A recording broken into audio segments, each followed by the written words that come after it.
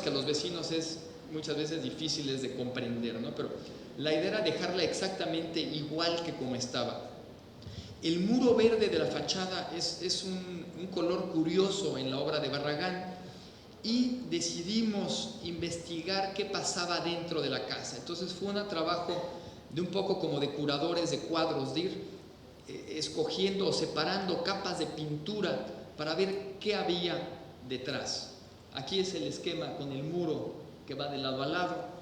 Y pasó una cosa, el piso superior con las habitaciones, aquí unas habitaciones. Y pasó una cosa curiosa, descubrimos que el muro largo, que es este muro que nos interesaba desde el principio, en el fondo la última capa era una capa de un verde gris, un verde pistache, que volvimos a hacer. Entonces la fachada es verde en cerámica y este muro también es verde, el muro perpendicular, que también lo reforzamos para tener los dos niveles siempre con este mismo verde, y el resto de la casa en un blanco. La duela es una duela de nogal.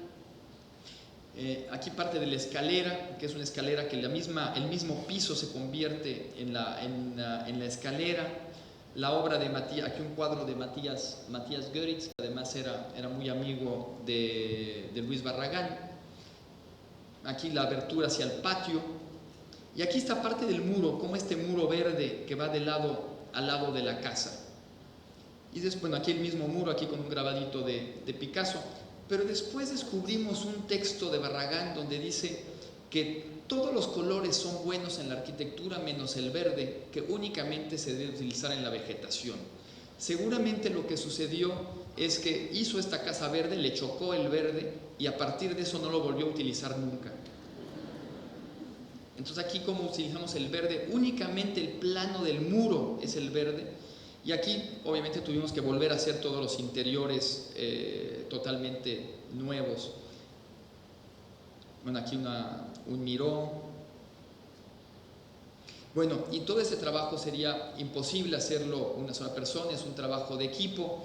Y bueno, es todo el equipo que colaboramos en la oficina. Y pues es todo. Muchísimas gracias.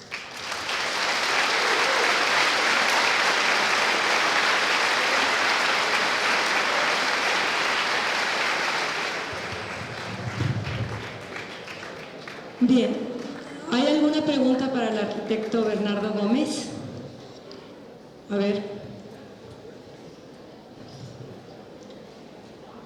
¿Ahí hay una? Ok.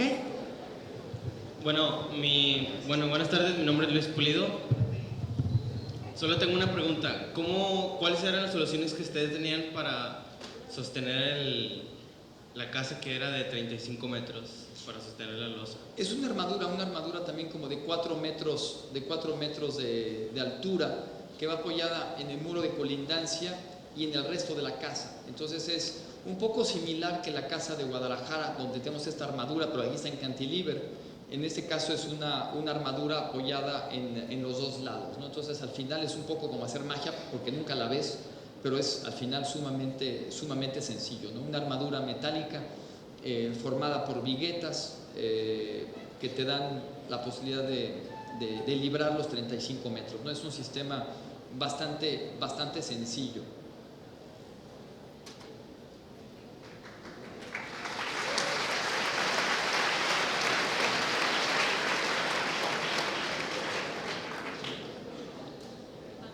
Aquí hay una pregunta. Sí, bueno, ahorita viene el micrófono, pero sí, yo sí te escucho. Hola, buenas tardes. Mi nombre Buenas es tardes. Wendy. Estoy en quinto y mi pregunta es si utiliza usted concepto para hacer cada uno de sus proyectos, porque aquí en uno de los pasos, digamos, del proceso arquitectónico es que hagamos el concepto y ya después hacemos lo demás. La pregunta es si usted el concepto lo toma, digamos, si la casa va a ser en el bosque, toma la montaña y queda el edificio o la planta en forma de montaña, porque es como que nos tratan de meter mucho el concepto, o se basa más en funcionalidad y que compenetre más con la naturaleza. Esa es mi duda. Mira, yo creo que la parte del concepto es fundamental, ¿no? Hay que tener una idea de qué quieres hacer cuando estás haciendo arquitectura. Y el concepto puede ser algo muy sencillo, o sea, no tiene que ser una cosa muy sofisticada. Y generalmente cuando tiene un edificio que tiene demasiadas ideas, empieza a ser muy complicado. Entonces el poder tener una idea o máximo dos es más que suficiente, ¿no? Y pueden ser ideas muy sencillas, ¿no? La idea de la transparencia, de poder tener esta vista hacia el lago, hacia el bosque. Entonces el tener una o dos ideas es más que suficiente, ¿no? Pero claro que es fundamental tener una idea de qué quieres hacer con tu edificio, ¿no? ¿Qué quieres expresar con el edificio? Y después obviamente tienes que seguir adelante con el desarrollo del proyecto, y lo demás es mucho más sencillo, pero la parte que es fundamental es cuál es la idea del fondo. Y si cuando alguien ve el edificio y puede entender cuál es la idea de fondo de lo que tú quieres hacer, al final es lo que es muy importante.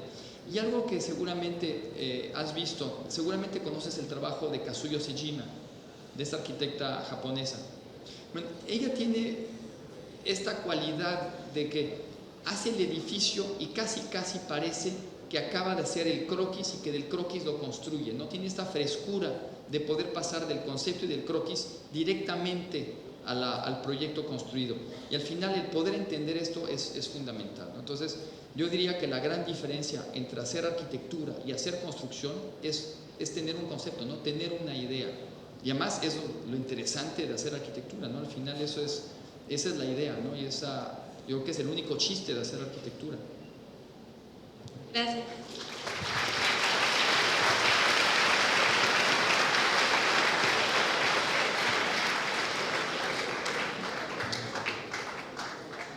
¿Sí? Hola Bernardo. ¿Qué tal? Disculpa. Me agrada la intención que tienes de buscar integrar el contexto hacia las casas, porque veo que, o sea, las casas las traes muy abiertas. Sin embargo, ¿has logrado o has tenido alguna experiencia que nos pudieras compartir? Pero este tema en la vivienda mínima, en los inmobiliarios más pequeños.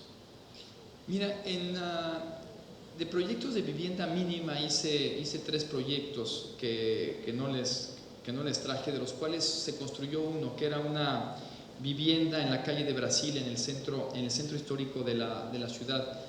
Y ahí el esquema, teníamos colindante una iglesia colonial, un terreno de una forma sumamente irregular, donde cabían un número relativamente pequeño de viviendas, que creo que eran como 31 viviendas o algo así, no me acuerdo si eran de 37 metros, o sea, eran viviendas sumamente pequeñas.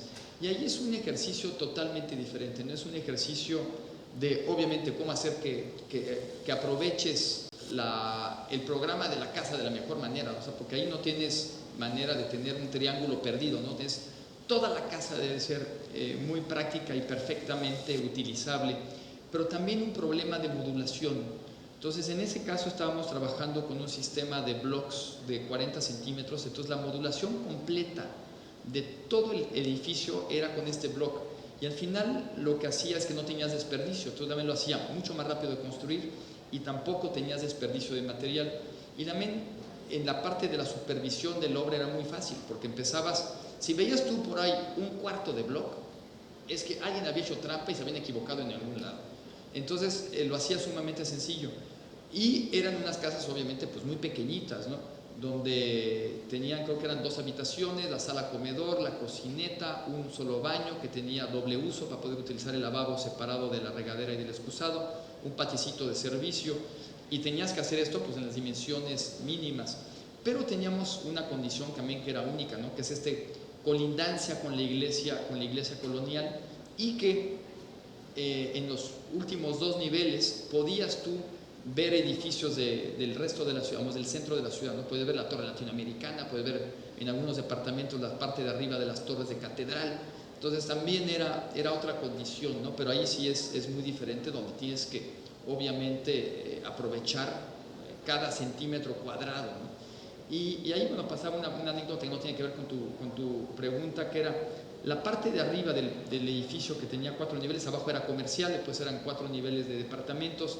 Eran unas bóvedas que tenían, bueno, que por un lado eran las más eficientes y las más baratas para construir, Y hubo una respuesta muy curiosa del Instituto de Bellas Artes, que era que no podíamos utilizar bóvedas, porque los únicos que podían utilizar bóvedas eran las iglesias. Y nosotros teníamos un pretil que tapaba la bóveda y no se veía de ningún lado. Decíamos, no, pues no, nadie lo va a poder ver. Y la contestación fue que sí lo puedes ver desde el helicóptero. Entonces, estas cosas que dices, esta gente de Bellas Artes vive en otro planeta, ¿no? Y no tiene ningún sentido, ¿no? Pero en fin, finalmente se construyó y funciona bien el edificio, con la parte de abajo en comercial y la parte de arriba de vivienda.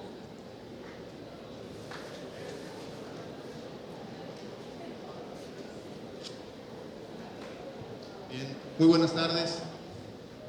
En nombre de esta comunidad que me honro presidir, maestros aquí presentes y estudiantes, son casi 600 los jóvenes que me están acompañando, maestros seguramente tenemos cerca de 70.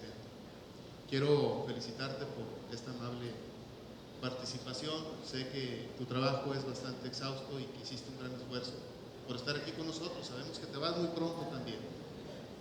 A nombre de la Facultad de Arquitectura de la Universidad Autónoma de Nuevo León, se otorga el presente reconocimiento al señor arquitecto Bernardo Gómez Pimienta por su brillante participación como expositor en el 16º Simposio Internacional de Arquitectura. La firma la maestra en Ciencias Cristina Flores Juárez, arquitecta, y un servidor, Raúl Cepeda de Ahí. Muchas gracias, Bernardo.